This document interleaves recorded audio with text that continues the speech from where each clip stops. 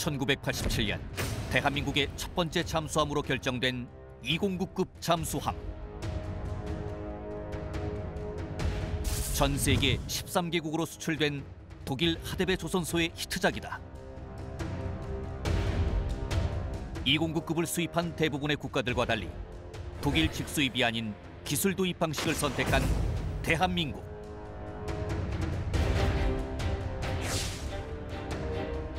일번 함은 기술 전수와 함께 독일에서 건조하며 이 3번 함은 우리나라 대우조선소에서 건조하는 방식으로 장보고함 사업이 시작된다. 잠수함 관련 기술을 배우기 위해 독일로 파견된 해군과 조선소 기술자들. 한국 해군 1호 잠수함 건조로부터 시작된 장보고함 건조에 얽힌 5번째 이야기를 만나본다.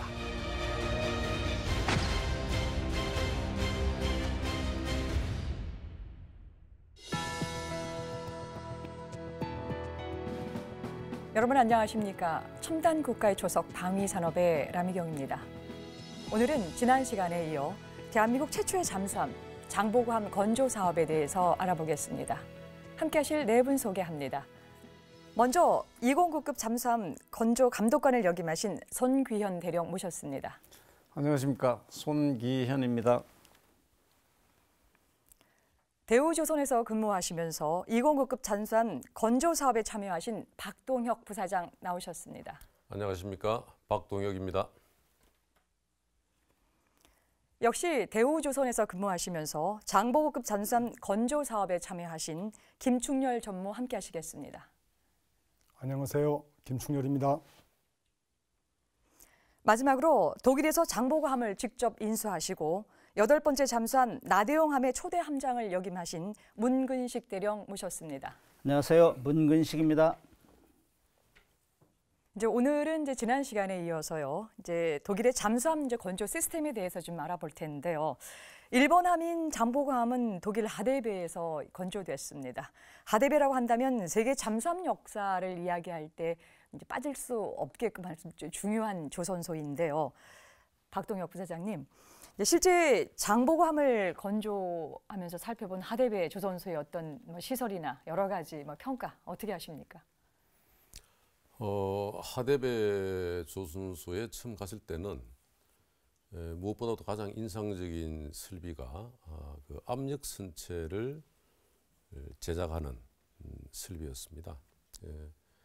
하데베에서 하는 얘기는 PHPL에서 약자로 Pressure Production Line 해서 압력 선체 생산 라인이라는 개념이죠. 그런데 이제 이것은 그 압력 선체의 가공 정도나 또 용접의 그 품질 이런 것을 유지하기 위해서 대부분의 이 공정을 반자동화, 자동화를 시켜놓은 겁니다.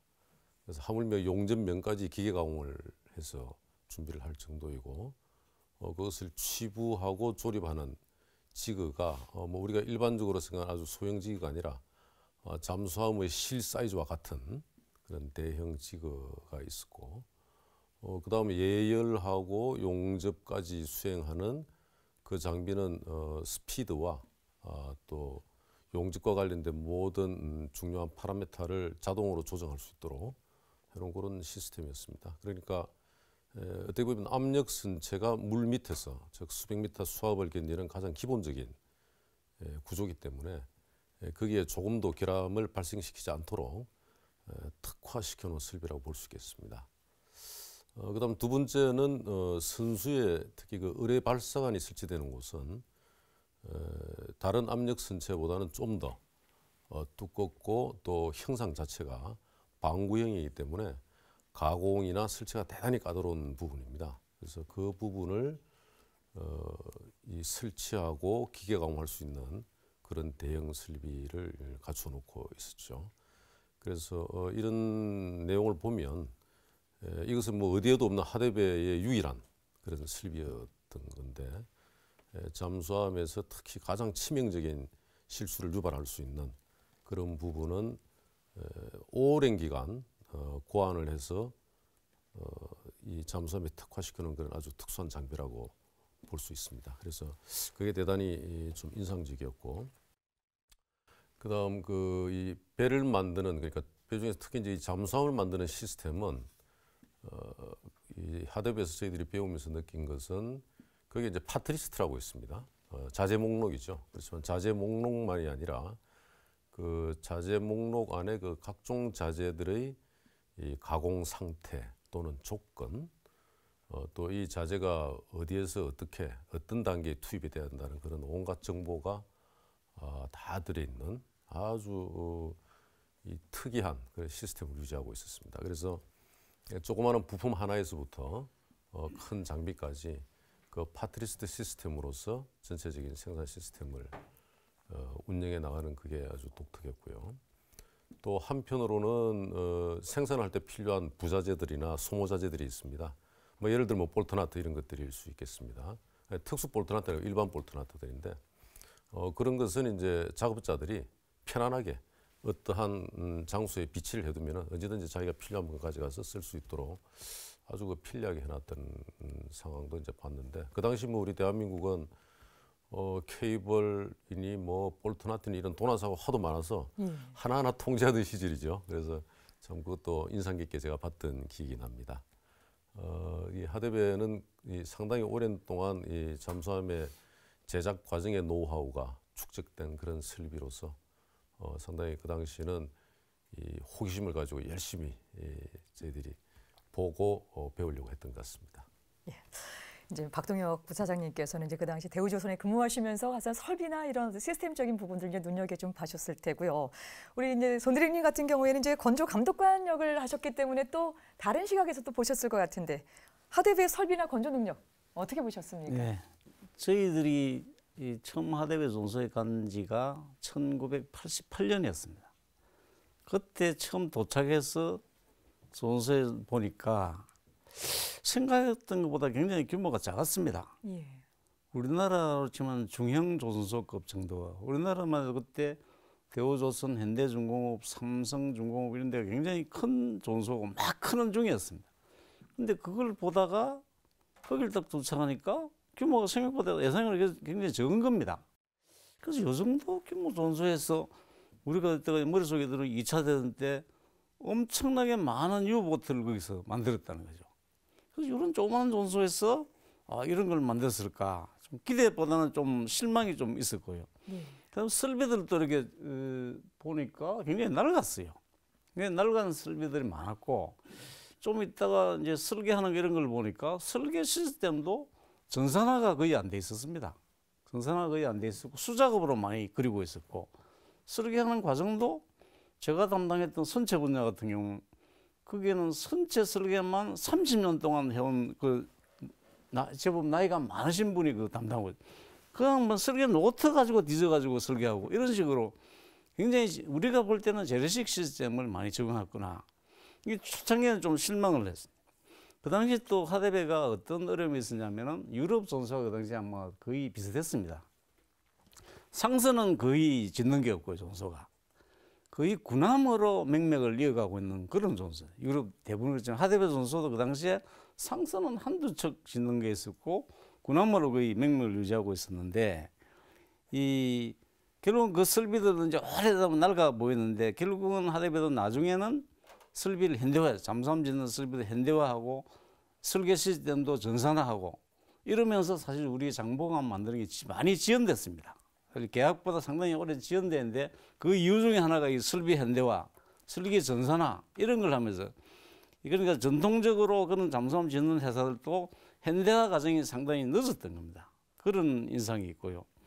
좀 이제 저희 나라들보다는 굉장히 좀 효율적으로 한다고 생각된 게, 인력 운영하고 가지고 있는 설비를 활용을 어떻게 하냐는 것은 굉장히 효율적으로 하고 있다는 생각을 했습니다.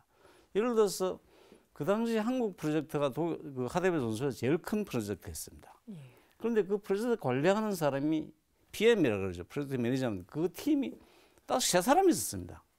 팀장 1명하고 부팀장 1명, 행정보조원 1명, 3사람이서 그 큰 사업을 다 관리하고 있었다는 거죠. 우리는 뭐 그런 거 한다 그러면 수십 명이 붙어서 할 텐데 그거 3사람에서 다 한다는 거죠. 이 인력을 굉장히 효율적으로 관리한다. 그다음 설비들도 우리 존소들은 전소는 큰 것만 하고 시스템 인테그레이션 이런 것만 하고 주로 자잘한 건 전부 외주에 만들어가 설치만 하고 이랬는데 그 전소는 웬만한 건 전소 자체에서 만들고 있습니다. 예를 들면 보일러 같은 게 잠수함에 들어가지 않습니다만 보일러를 전소에서 만들고 있더라고요. 그런 걸 봐서는 전소가 설비를 놀리지 않고 굉장히 효율적으로 활용하고 있는구나. 그런 정도가 들었고 그다음 잠수함 측면에서 나중에 느낀 거는 자체에서 잠수함을 운용하는 크루를 가지고 있었습니다. 우리 해군 같으면 해군이 이제 다 이걸 해주고 그러는데 전소가 처음부터 크루를 운용하고 있으니까 해상시 운전이나 이런 거 할 때 전소 마음대로 할 수 있습니다. 밤에 나갈 수도 있고 낮에 나갈 수도 있고 자기 원하는 데 할 수 있으니까 자체 크루를 가지고 있다는 것은 전소로서는 굉장히 이 메리트가 큰 그런 시스템이다. 그런 특징적이고 실제 설비 이런 것들은 나중에는 막 잠수함을 건조기를 꼭 필요하고 그냥 겉으로 보기에는 설비가 그렇게 뭐 좋고 크고 뭐 새 거다 이런 생각은 안 들었던 게 사실입니다. 예. 근데 또 김 전무께서는 이제 독일에서 잠수함 설계 회사인 이제 아이케렐도 방문하셨다는 얘기를 좀 들었는데요. 물론 이제 열심히 설계 기술도 이렇게 전개 받으셨겠지만 우리 그곳에서 독일 잠수함을 만드는 장인들도 또 만나셨을 것 같거든요. 예. 거기서 혹시 소개할 만한 일화 있으면 예. 조금 말씀해 주시죠. 저만 방문한 게 아니고요. 이제 어차피 저희가 이제 독일하고 그 계약을 했던 것은 물론 후속함 건조도 있지만은 대우조선 입장에서는 건조 기술을 설계 기술을 확보를 해서 앞으로 수출 사업을 해야 되겠다 하는 게 깔려 있었습니다. 네, 그래서 이제 아이켈이 전문 설계 회사이기 때문에 이제 거기 가서 눈여겨 본 건데 딱 가서 놀란 것은 거기에서 종사하고 있는 사람들이 거의 대부분이 백발 노인입니다.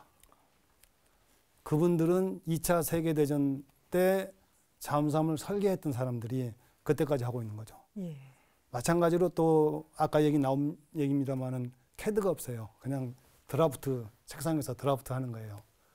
이제 우리는 캐드가 도입이 돼가지고 캐드로 하고 있는데 그래서 그런 사람들이 왜 그때까지 그렇게 하느냐 하는 거에 대해서는 우리 방산 조선을 하고 있는, 그러니까 잠수함을 하고 있는 조선소의 입장에서 어떻게 방산을 계속 유지해 갈 것이냐 하는 차원에서 좀 생각을 해야 된다고 생각합니다. 그 이유는 그런 사람들이 계속 그렇게 근무하는 이유는 그 사람들의 노하우가 계속 개발되고 발전된다는 얘기죠. 저는 지금 이미 이제 퇴직을 해야 되는 나이입니다. 근데 그 나라에서는 일을 한참 하고 있어요. 기술이 계속 유지 발전해 가고 있다는 얘기죠. 우리나라의 방위 산업의 이런 기술 발전이 계속 유지가 되려면은 저 같은 사람도 계속 일을 더 할 수 있는 그런 기회가 마련돼야 된다고 생각합니다. 예, 알겠습니다. 우리 문근신 대령님도요. 이제 인수승조원으로서 이제 독일에서 이제 잠수함 관련된 많은 훈련과 교육에도 참여를 좀 하셨을 텐데요.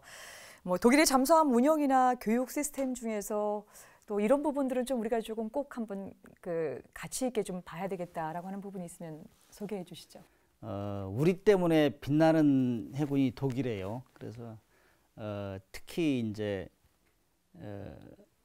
독일은 전투를 많이 한 나라예요. 유보트가 1,700척 이상이 건조돼 가지고 죽기도 많이 죽었어요. 그래서 이제 그 2차 대전 시기에는 한 39,000명 중 32,000명이 죽었으니까 얼마나 이 죽는 거에 두려움이 많았겠어요. 그래서 이제 주로 잠수함이 어려울 때 살아남을 수 있는 훈련에 포커스를 많이 맞춰요. 그래서 첫째로 두 가지가 시스템이 말씀드리고 싶은데 잠수함 비상 탈출 훈련 있어요. 우리 한국 같은 경우는 우리가 독일에 출국하기 전에 10m 수조 탈출 훈련했어요. 10m. 물 큰 그 수조가 있는데 하부에서 맨몸으로 탈출하는 거예요. 그거는 잠수함이 수중에서 침수가 된다. 그러면 올라가야 되잖아요. 잠수함이 못 올라갔을 때는 수면에 못 올라가서 맨몸으로 탈출하는 훈련이거든요. 그게 이제 살아남기 위한 훈련인데 한국에는 10m짜리가 있어요. 근데 독일에는 30m짜리가 있어요. 근데 한국에는 10m인데 위에서 보면 밑에 안 보여요. 물도 좀 흐리고. 그런데 독일은 30m 위에서 저 밑에까지 물 밑으로 다 보여요. 그리고 훈련하는 모습, 떠오르는 모습, 그다음에 중간중간에 조교들이 있다가 비상조치하는 그런 훈련 아주 예술적으로 돼 있어요. 왜냐하면은 10m만 돼도 우리 한국에서도 훈련하다 죽은 사람이 있어요. 10m에서 입을 벌리고 완전히 벌리고 올라와야 이 허파에 있는 공기가 빠져요. 근데 입을 닫고 하면은 허파가 내부에 터져버린다고, 직사한다고. 그런 거에 대비해 가지고 독일은 30m 수조에서 하는데 정말 안전하게 이 입을 안 벌리고 중간에 탁 차가지고 입을 벌리게 하고 굉장히 그 과학적으로 돼 있어요. 또 한 가지는 그 수많은 그 잠수함 승조원들이 죽으면서 야 이런 상황에서는 이렇게 해야 되겠다 한 것 중에 이제 전투 자망 훈련 그래 전투를 하면서 우리가 적을 공격하는 거예요. 계속 전투 자망 훈련 그런데 이 훈련은 교관이 그 장비를 승조원 몰래 고장 내놓고 장비를 고장 내놓고 훈련 상황을 부여해요. 그러면 승조원이 그 고장 상황을 찾으면서 적을 공격하는 거예요. 그래서 전투 자망 훈련 그런데 이 훈련이 굉장히 발달돼 있어요. 그래서 제가 미국 잠수함에 타고 훈련도 했는데 미국 잠수함보다 그런 쪽에서는 굉장히 발달돼 있다. 그래서 우리가 전투 자망 훈련 같은 경우는 독일로부터 전수받은 걸 굉장히 자랑스럽게 생각합니다. 네, 말씀 잘 들었습니다. 여러분께서는 지금 첨단 국가의 초석 방위 산업을 시청하고 계십니다. 극장에서 영화 한 편을 본 관객은 OST 음반, DVD, 캐릭터 상품의 소비자는 물론 심지어 촬영지를 찾는 관광객으로 이어질 수 있다. 물론 이런 파급 효과조차 저절로 발생하는 것은 아니며 적절한 연계 상품 개발과 적극적인 마케팅이 필요하다. 무기체계 또한 마찬가지다. 아무리 훌륭한 무기를 획득해도 이를 관리 운용하는 방법을 모르면 그야말로 무용지물이다. 따라서 외국에서 무기를 수입하는 나라는 대개 군에서 그 무기를 운용하는 방법은 물론 정비할 때 필요한 부품과 기술까지 함께 확보해야 한다. 이를 종합군수 지원이라 부르는데 수출입 과정에서는 무기 자체만큼이나 중요한 상품이 된다. 무기 체계를 수출하는 나라의 입장에서는 그만큼 지속적인 수익이 보장된다는 장점이 있지만 수입국 입장에서는 단지 오랜 기간 많은 돈을 지불해야 한다는 경제적 부담보다 더 큰 위험을 떠안아야 한다. 만에 하나 수출국이 부품 제공을 중단한다면 그 순간부터 해당 무기 체계는 고철 신세로 전락한다. 이런 위험에서 벗어나는 방법은 오로지 기술 독립뿐이다. 한국이 독일과 장보고 사업 계약을 체결할 때부터 그토록 기술 전수에 집중했고 이번함 이후 국내 건조에서 국산화율을 높이기 위해 최선을 다했던 것도 바로 기술 독립으로 자주국방을 실현하기 위한 노력이었다. 그 결과 대한민국은 독일에서 잠수함을 도입한 지 약 10년 만에 인도네시아에 잠수함 체계를 공급하는 수출국 반열에 오를 수 있었다. 네, 첨단 국가의 초석 방위 산업. 오늘은 우리나라 최초의 잠수함인 장보고함에 대해서 알아보고 있습니다. 이제 사실 장보고함 건조만큼 이제 중요한 것이요, 바로 이제 기술 이전의 문제인데요. 우선 이제 독일과 한국 측의 잠수함 기술 이전 구체적으로 어떻게 진행이 됐는지 궁금한데요. 송교들 의원님 어떻게 지금 진행이 됐습니까? 기술 이전 문제가 사실은 굉장히 중요한데요. 우리 정부는 처음부터 기술 이전 문제가 이 장보고 사업의 핵심이라는 걸 인식을 했습니다. 그래서 계약에 장황하게 기술 이전 문제에 대해서 반영이 되어 있는데요. 크게는 이제 1번함은 어쩔 수 없이 독일 현지에서 건조를 하고 2번함 이후는 국내에서 건조하는 게 이제 큰 그 계약의 틀이죠. 그거는 이제 1번함을 현지에서 건조하는 중에 한국 기술진을 대거 현장에 투입해서 기술 지원을 받아온 다음에 2번함부터 한국에서 건조한다. 이게 이제 큰 보관입니다. 큰 보관인데 이 기술 지원 그러면 이 내용이 어떻게 되냐? 우선 독일 파견 팀의 이 첫 메인 바디가 해군하고 대우조선 기술진이 합동으로 건조 감독팀을 만들었습니다. 감리팀에는 건조 감독팀을 만들어서 파견해서 모든 도면을 우리 승인을 받고 하도록 만들었습니다.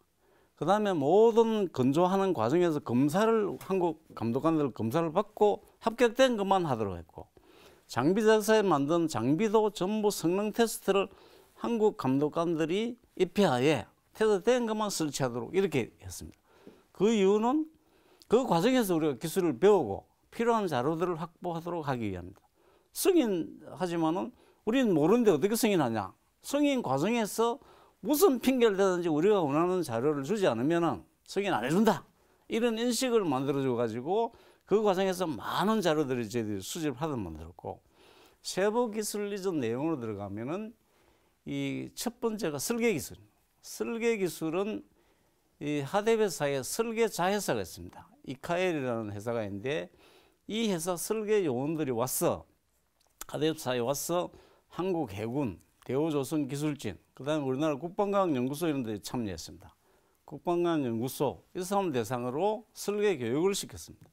설계 교육은 설계를 어떻게 하냐는 거는 우리가 아직 수준이 안 되니까 설계 절차를 어떻게 하느냐, 그다음에 설계 결과가 무엇을 의미하느냐, 이런 내용이죠 주로. 그다음에 설계 도면을 이해를 해야 되니까 우리가 만들려면 제가 그린 도면 한국 도면 시스템은 다소 차이고 있고 틀리니까 이 도면 이해를 하는 수준 이런 것들에 대해서 우선 설계 교육을 시키고요.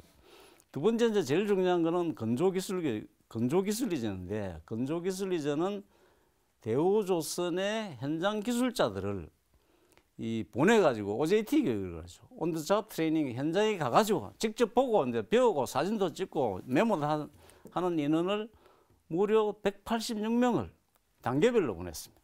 단계별로 보내가지고 그 사람들이 처음부터 끝까지 배워와서 한국에서 짓도록 이제 건조기술 OJT 교육이 반영되어 있고, 그다음 세 번째는 운용기술입니다. 우리가 운용을 아직 잠수함을 운용을 안 해봤으니까 운용기술을 어떻게 가져올 것이냐. 운용기술은 한국 해군이 직접 가서 독일 해군으로부터 기술을 배워오도록 이렇게 이제 국가 간 이제 MOU를 맺어서 이렇게 했고, 그 다음에 마지막이 정비기술입니다. 정비기술은 우리나라 배가 만들어 오더라도 정비를 못하면 안 되니까 창정비까지 우리 손을 해야 되겠다. 그래서 창정비 기술을 이제 가져오도록 계약에 반영했습니다. 창정비 교육은 결국 조선소도 창정비를 나중에 해야 되고 해군도 해야 되니까 조선소하고 해군요원이 합동으로 장비 제작사에 간다든지 또는 조선소에서 할 건 하대배 조선소에서 정비기술을 우리가 습득하도록 했습니다.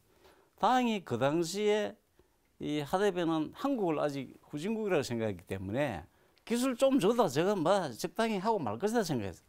그래서 어떤 면에서는 한국이 잠재적으로 굉장히 큰 고객이니까 겉으로는 기술 이전에 굉장히 적극적인 부분도 있었습니다. 그래서 다행히 우리가 어떤 면에서는 이 기술 이전 과정에서 다양스럽게 좀 그런 기술을 가져올 수도 있지 않았나, 그런 계획하에 추진이 되었습니다. 예.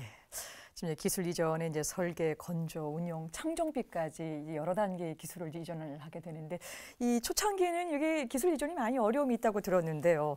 지금 우리 박동혁 부사장님부터 혹시 초창기 기술 이전 과정에서 좀 어려움이 좀 있었다라고 하는 부분 좀 말씀해 주시죠. 어쨌든 초창기에는 이 상대방이 하고 있는 일을 보고 배운다는 것은 직접 체험하지 않았기 때문에 상당히 어렵죠. 그래서 글로 쓰고 노트에 스케치를 하고 또 뭐 처음에는 언어도 잘 통하지 않으니까 물으면은 거기에서는 뭐 원어로 그냥 독일말로 이 자연스럽게 필수하니까 못 알아듣는 거죠. 그래서 쓰고 스케치한 것을 들고 이제 그 당시 파견됐던 사람들끼리 모여서 토론을 하는 겁니다. 이게 무슨 뜻이냐, 너는 뭔 것 같냐, 이렇게 해가지고 그렇게 되면 이제 그날 우리가 다시 재확인할 거 이렇게 나오는 거죠. 그럼 이제 이런 부분은 어떻게 재확인을 하자, 방법이 어떤 게 있겠냐, 그럼 요거를 좀 더 확인해서 이것을 제작하는 그쪽으로 한번 가보자, 뭐 이제 이렇게 하는데 처음에는 어떤 지역은 이렇게 통제를 당했어요. 못 가게. 사진도 함부로 못 찍게 하고. 이제 또 저희들 그 당시 아마 212가 그 옆에서 만들고 있던가 아마 그랬을 겁니다. 그러면 이제 그런 거를 참고로 우리는 보고 싶어서 근처에 가면 뭐 아예 그냥 딱 차단당하고. 그래서 이제 아까 말씀하실 때 좀 이래 아마 계약적으로는 그 송기현 대리께서 이야기하신 대로 기술 이전을 적극적으로 해주겠다 그랬지만 현장에서는 실제로 그 마이스타들이나 그 사람들은 대단히 견제를 했어요, 사실. 그걸 하나하나 그냥 계속 뭐 집요하게 묻고 따지니까 그래서 이제 그런 부분에 좀 긴장 상태가 있었습니다. 그러면 우리는 어떻게 조금이라도 더 뭘 좀 더 베껴올까, 뭐 사진으로 좀 더 찍어볼까, 스케치를 할까 이런 것 때문에. 그래서 이제 그러한 것들이 이제 초기에 좀 어려움이 있었고, 이런 것들은 이제 나중에 우리가 귀국 후에 그런 것들을 모아서 설명회를 하고 국내에 와서 전문 번역사를 동원해가지고 번역도 하고 그렇게 해서 이제 하나하나 배워나갔던 그런 과정이 참 뭐 어려웠지만 그런 과정이 기억이 납니다.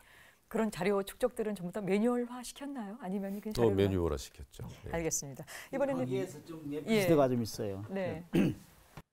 한국 사람을 싫어하는 이유가 몇 가지 있는데 그 중에 하나가 한국 사람이 전기를 제일 많이 써요. 독일 조선소에서 늦게까지 일을 하니까 새벽까지 일하고 한국 시간에 보고 시간에 맞추려면 또 늦게까지 새벽까지 해야 되니까 거기 또 하나가 복사지를 많이 써요. 복사지. 근데 서로 경쟁적으로 카피하려고 하는 거예요. 자기가 아는 거. 근데 희한하게도 금방 이 사람이 와서 똑같은 거 복사해 또 해달라고 해 다른 사람이 와서.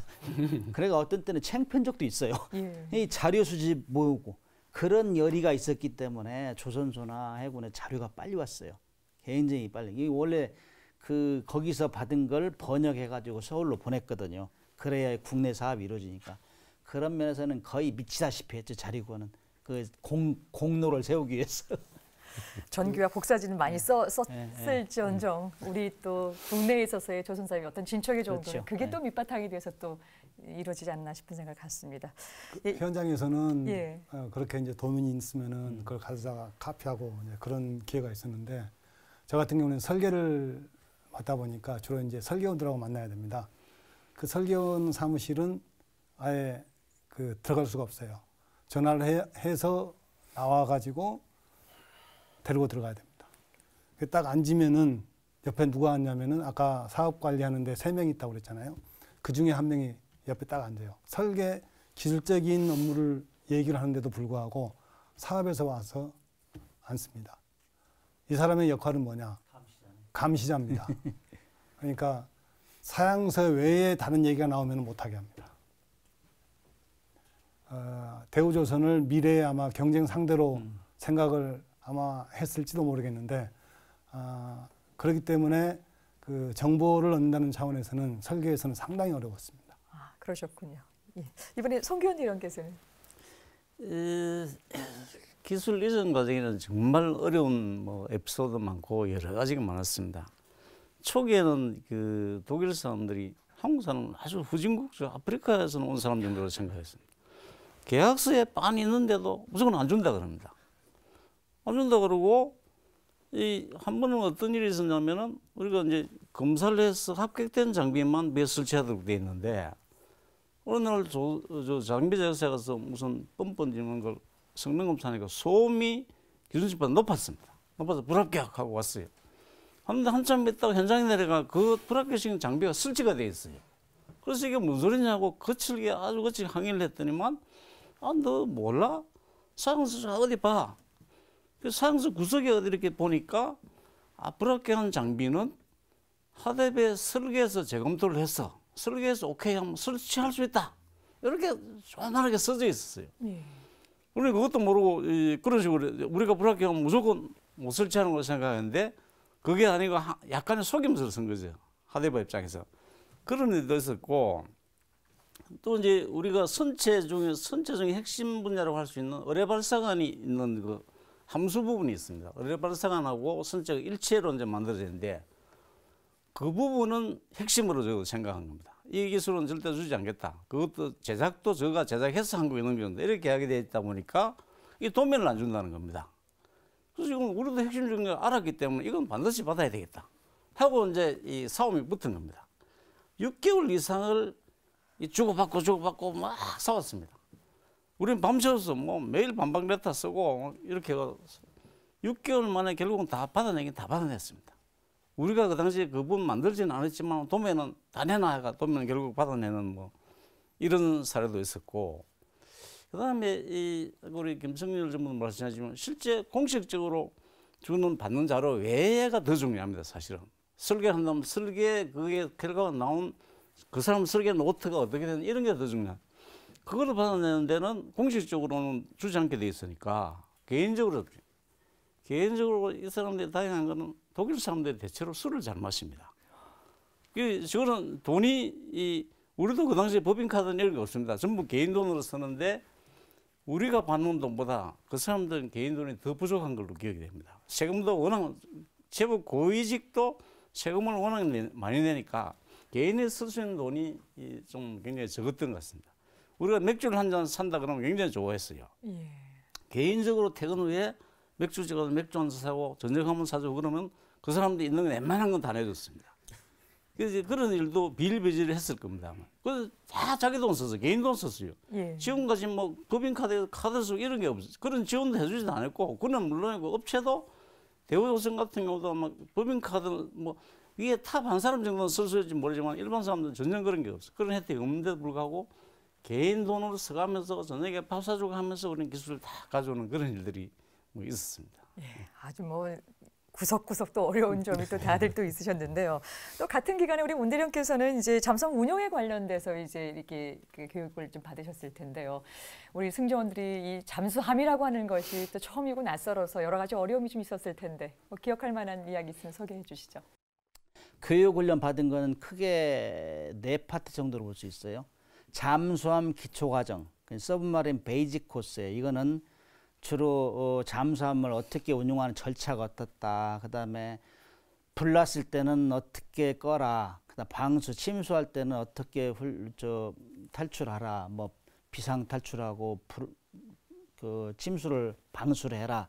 이런 게 이제 잠수함 기초 과정이에요. 그건 독일 해군에서 주관해서 받고 그거 한 6주 정도 하고 나서는 이제 배에 들어간 장비가 뭐가 있느냐. 그러니까 배 만드는 장비 제작사를 다 돌아다니면서 교육을 받아야 돼요. 팀을 만들어 가지고 한 서너 팀으로 만들어 가지고 뭐 맨 밑에 있는 울룸이라고 뭐 이 스위스 국경에 있는 것도 있고 영국에 있는 것도 있고 미국에 있는 것도 있고 그래서 팀별로 한 서너 팀 만들어 가지고 리더가 데리고 다닙니다. 그러면서 이제 영어가 부사관 같은 게 영어가 부족하니까 영어 통역도 시켜주고 그래서 그런 장비 제작사 교육이 다 끝나고 나면은 그 다음에 이제 그 배에 들어가서 한 달 정도 그 장비 작동하면서 운용하는 훈련을 해요. 그거는 아까 얘기한 조선소에 있는 테스트 크루 그래요. 테스트 크루. 시운전 그 승조원이 있어요. 시운전 승조원. 거기에는 독일 유보트 출신도 있고 그래요. 그 사람들하고 같이 이제 걔들이 멘토죠. 이렇게 해라. 그걸 한 달 정도 해요. 그럼 거기서 괜찮다 어느 정도 인정받으면은 이제 자격증 비슷한 걸 주는 거지. 그렇게 하고 나서 이제 마지막에는 독일 해군에 다시 파견돼요. 한 4개월. 그래가지고 그때는 전술훈련 이렇게 해가지고 훈련을 쭉 하는데 힘들었던 것이 여러 가지가 있지만 그래도 그 언어 능력이 부사관들은 좀 약하잖아요. 장비도 뭐 썩 잘하는 건 아닌데 그래서 그거 통역해주고 뭐 이런 것이 힘들었고 그다음에 거기서 배운 거를 그날 번역하는 그런 시스템으로 갔어요. 그날 늦게까지 번역해가지고 그걸 누가 타이핑하고 해서 국내로 보내고 독일 해군들이 많이 느꼈던 것 중에 한국 사람들은 영어는 잘 못하고 알아듣지는 못하는데 이해는 잘한다. 이해는 예? 하는 거 보면 이해를 하는 거 이해를. 그래서 걔들이 스페셜 브레인이라고 스페셜 브레인. 그다음에 뭐 잘 머리만 좋은 줄 알았더니 만지는 것도 잘 만진다 이게 매직 핸드 그래 매직 핸드 그런 얘기를 많이 들었어요. 그래서 독일의 사람들이 처음에 우리 아까 뭐 아프리카까지 얘기했다는데 가서 한 1년 반 정도 있으니까 이제 우리를 인정하기 시작했죠. 그래서 굉장히 빠른 템포로 우리한테 운용 기술을 전수해 줬다고 이렇게 평가할 수 있어요. 네, 말씀 잘 들었습니다. 국내 첫 잠수함의 건조와 인수라고 하는 이제 막대한 이제 임무를 띠고 이국 땅인데 독일에서 이제 애를 쓰셨는데요.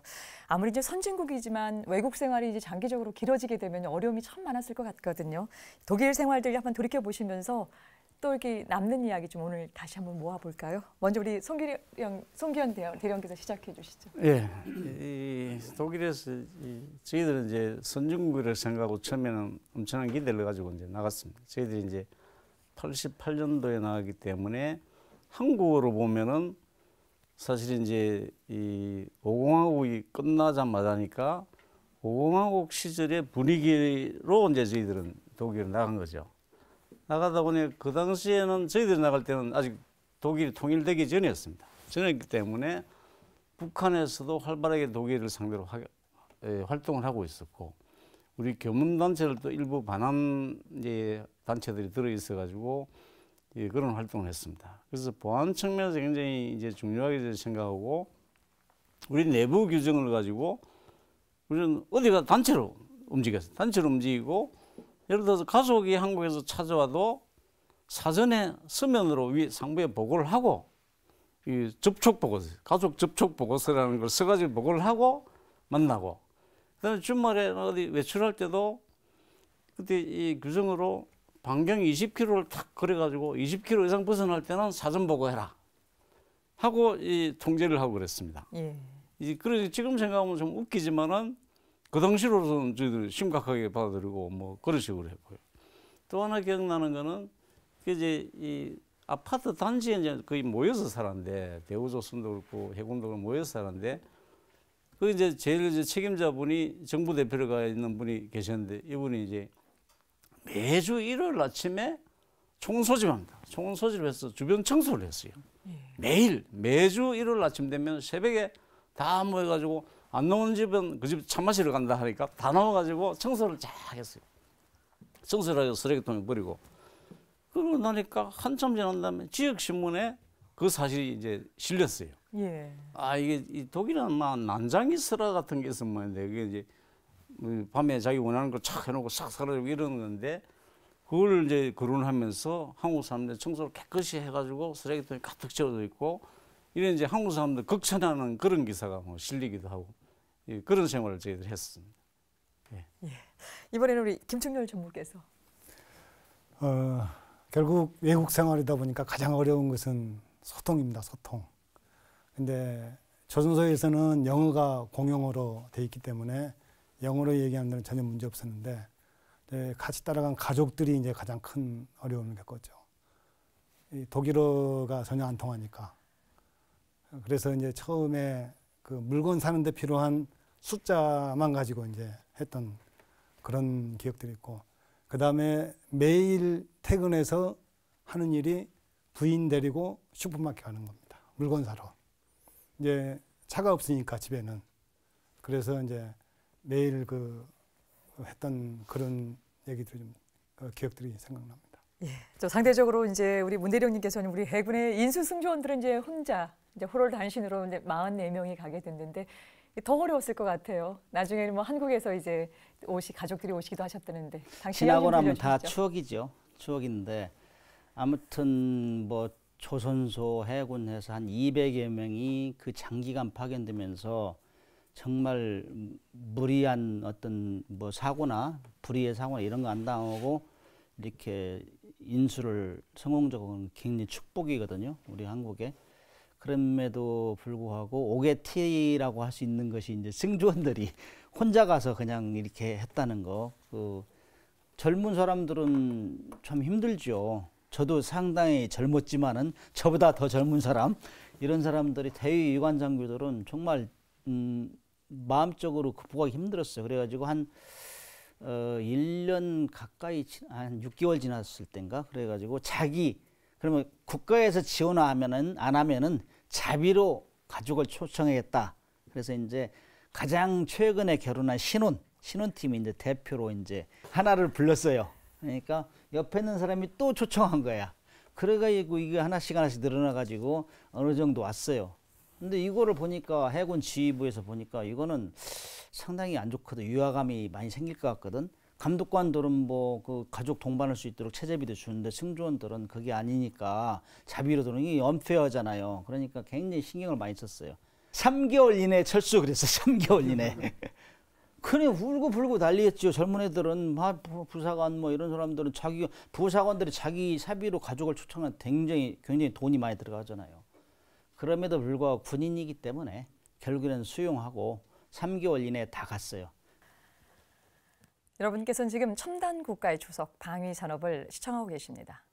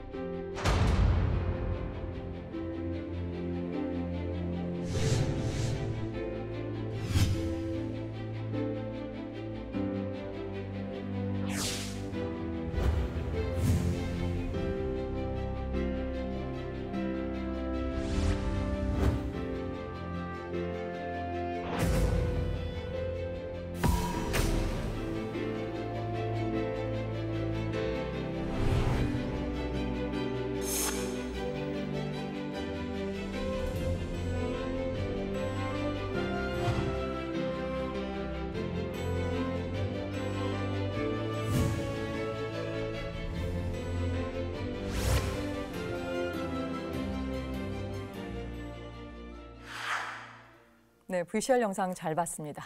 이제 본격적으로 시운전과 인수 과정을 좀 살펴봐야 할 텐데요. 잠수함이 이제 완성된 후에 이제 시운전 과정이 있었었죠. 이제 그런데 그 잠수함 탑승자 숫자가 제한이 되어서 또 어려움이 있었다는데, 예. 김 전무님 무슨 얘기입니까? 예. 사실 아까 나왔던 얘기 중에 사업이 1호선이 하대배에서 자기네 시스템 업그레이드하면서 많이 늦어졌어요. 예. 그래서 사실 저는 장보고 시운전에 참석을 못했습니다. 그 상태에서 이제 2호선을 제가 이제 시운전을 했던 그 경험이 있는데 그 경험에서 나온 여러 가지 좀 얘기들을 좀 전해드릴까 합니다. 잠수함은 물속에서 운항을 해야 되기 때문에 중성부력을 유지해야 됩니다. 중성부력이라 하면은 잠수함의 무게와 잠수함을 뜨게 하는 부력이 똑같아야 된다는 얘기죠. 그래서 그 안에 적재할 수 있는 무게가 제한이 되어 있습니다. 수상함은 많은 물건을 적재하면은 약간 깔아놓은 거 외에는 관계가 없어요. 근데 이 잠수함은 많이 적재하면은 물속으로 그냥 들어가 버립니다. 예. 그러니까 우리는 서피싱이라고 얘기하는데 부상을 못하는 거죠. 그것 때문에 이제 승조원 수가 제한이 되어 있고, 특히 이제 시운전할 때는 시운전 요원이 들어가야 됩니다. 그 다음에 그 조선소의 시운전 요원이 들어가고 그것을 최종 평가를 해주는 평가단이 또 해군에서 들어가야 되고, 그 인력들이 대략 한 6명에서 많을단 8명 정도 들어갑니다. 그 이상은 들어갈 수가 없는 이유가 이제 중성부력을 유지해야 되기 때문에 그렇다는 거죠. 그래서 이제 그때 당시에 저희가 시스템을 하나 개발했습니다. 물론 1호선에서도 그걸 사용을 했다고 얘기를 들었는데, 사람을 대신할 수 있는 데이터 로깅 시스템. 그러니까 컴퓨터가 1초에 한 번씩 모든 데이터를 다 받아들여 가지고 저장을 합니다. 그 다음에 그 저장을 한 데이터를 나중에 시운전 끝나고 사무실에 와서 분석을 해서 리포트를 내고 합의를 하고요. 네, 그런 시스템을 개발해 가지고 했는데, 결국은 이 시스템이 상당히 성공적으로 개발이 돼서 나중에 해군에게 한 세트를 추가로 만들어 가지고 공급했던 그런 기억들이 있고요. 어쨌든 이 시운전은 많은 사람이 탈 수가 없기 때문에 한 종목의 시운전을 위해서 아침에 나갔다가 저녁에 들어옵니다. 그러다 보니까 해상 시운전이 길게는 1년이 걸리는 거죠. 그 1년 동안 사람이 계속 로테이션 하면서 이제 시운전을 하게 되는 겁니다. 예, 말씀 잘 들었습니다. 모델님 이제 이렇게 해서 이제 장보고함을 이제 인수하는데 첫 장보고함을 타고 자망하는데 기분이 어떠셨습니까? 그 운전면허 처음 땄을 때 기쁘잖아요. 예. 그런데 사실 혼자 몰고 나가면 무섭잖아요. 그런 기분이죠. 그래서 이제 우리가 장비 제작사 독일 잠수함 기초과정 받고 장비 제작사에 가서 다 그 개별 장비 습득하고 조선소에 가서 1개월 동안 조선소 시운전 승조원들하고 같이 훈련을 쭉 하고 그 다음에 이제 마지막 날 우리가 이제 하는 거예요. 독일 교관들 옆에 쳐다보고. 그래서 이제 그렇게 해서 독일은 영어로 계약이기 때문에 Sea and Diving Readiness Inspection 해가지고 그 서티피케이트를 줘요. 그 수료증. 그게 이제 당신은 이제 자막 물 속에 들어갈 수 있다. 잠수함을 몰고 그 정도에 그게 받았고.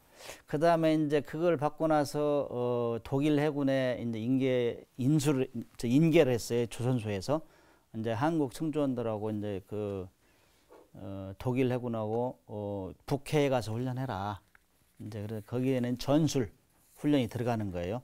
이제 독일의 항공기, 수상함, 잠수함 이렇게 편을 나눠 가지고 편을 나눠 가지고 공격 훈련도 하고 이런데. 저희가 있던 데이 킬인데, 킬은 그 근해가 그 발티케잖아요. 발티케는 수심이 한 30m 정도밖에 안 돼요. 그래서 깊이 들어갈 훈련을 못 해요. 그래서 저기 노르웨이 밑에까지 300m 정도 수심 되는 데 가려면은 220마일, 2박 3일 가야 돼요. 2박 3일. 그때가 12월 달부터 2월 달까지 있다고. 그냥 4개월간 거의 죽었다고 볼 수 있지. 제일 추울 때. 거기 갈 때는 수상항해로 가야 돼요. 그러면 6시간씩 당직 썼는데 6시까지 함교에 있으면은 옷을 한 5개, 6개 껴입고 와요. 그래도 이 체온이 떨어져 가지고 그게 제일 기억에 남습니다. 근데 그거 끝나고 나서 이제 저희들한테 주어진 것이 이제 한국 해군의 독자적으로 잠수함 운용 가능함. 여기 두 번째 서티피케이트. 그래서 그 두 번째 서티피케이트를 받고 이제 한국으로 가야 되겠다. 거기까지 됐죠. 예. 그래서 이제 1992년 드디어 이제 10월 14일 독일 이제 하데베 조선소로부터 이 장보고함을 인수받습니다. 거기에 참석하신 뭐 직원들, 조함 장교들, 또 인수 승조원들, 뭐 소속과 직책 할 것 없이 전부들 또 남다른 감회를 또 가졌을 것 같은데요. 이 장보고함 인수식을 돌아보면서 어떤 좀 감흥이 아직도 좀 있으신지 좀 듣고 싶은데요. 먼저 우리 박동혁 부사장님께서 좀 이야기해 주시죠. 예. 저는 그 당시 오히려 이번함 진수에 더 신경을 쓰고 있었던 것 같아요. 왜냐하면 장보고가 92년 10월 14일 인수하기 바로 이틀 전 이천함, 그러니까 우리가 국내에서 처음 졌던 잠수함의 진수식이 있었습니다. 10월 12일. 그때 이제 그 진수 준비를 위한 때 이제 전력을 투하다 보니까 사실은 뭐 거기에 다 매여 있었고, 그다음에 이제 10월 14일 장보고 인수식에 이제 우리 팀들이 또 그 영업을 하시던 분들이 이제 나간다 하는 소식을 들었고, 또 인수했다는 것을 듣고는 이제 우리도 이제 하나는 물에 띄었고, 저기 독일에 있는 장보고는 이제 우리 쪽으로 인수가 됐고, 드디어 이제 본격적인 잠수함 시대가 열리는구나 하는 그런 감개무량함을 느꼈던 기분이 납니다. 예. 문대령님은 어떠셨어요? 24년 전 얘기인데 지나고 나면은 참 그때는 어떤 기분을 했을까. 근데 그때는 정말 기분이 좋았거든요. 왜냐, 국내에서 11개월 교육받았지. 거기 가서 거의 2년 가까이 교육받고 잠수함을 우리가 이제 모을 수 있다 하는 그런 어떤 자격증을 가지고 이제 하는데, 지금 돌아보니까 그때가 고생 시작이었어요. 시작. 잠수함을 갖기를 원하고 타기를 원했지만은 잠수함 승조원 생활은 그때부터 시작했거든. 그때부터는 이제 잠수함 타면 굳어지잖아요, 사람이. 깨끗한 이런 외모 유지하기 힘들고 더러운 공기 마시고 이런 줄도 모르고 그냥 좋아가지고 들어갔어요. 그래가지고 인수식 끝나는데 정말 해군의 30년 꿈이 이루어진 거잖아요. 그래서 다 감개무량하고, 그래서 함정으로 들어가니까 막 소리 지르고 들어갔는데 그날 첫날 밤 다 거기서 잤어요, 배에서.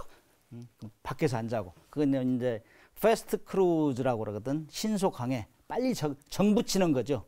정붙이는 일을 하기 때문에 그 첫날 하고 그때부터는 저희가 우리 함장님이 독했거든요. 독하게 훈련했습니다. 욕도 많이 얻어먹고 괜히 잠수함 탔다고 생각하고 그렇게 하고 거기서 훈련을 하다 이렇게 왔습니다.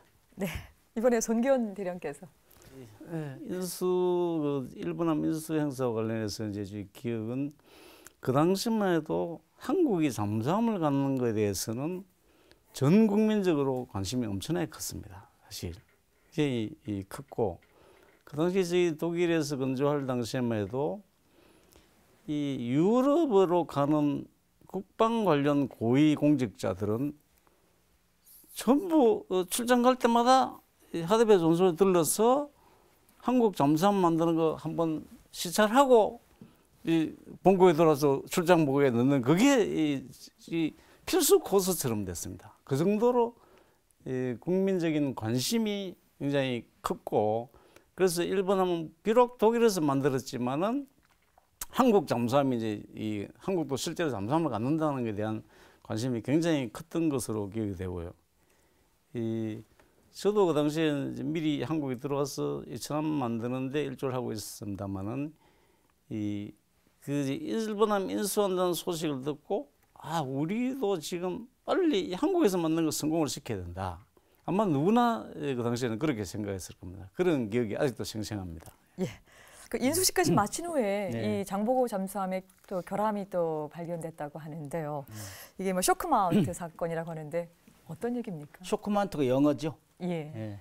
그래서 이제 알아듣기 힘들 건데 쇼크마운트라는 거는 함 내부에서 발생하는 소음과 진동을 밖으로 내보내지 않고 줄여서 내보내고 그다음에 외부에 충격을 받거나 할 때 충격을 완화하는 그런 특수 고무 재료입니다. 예. 이 엔진이나 발전기나 모터나 이 펌프 이런 거를 선체에 이제 집어넣어야 되잖아요.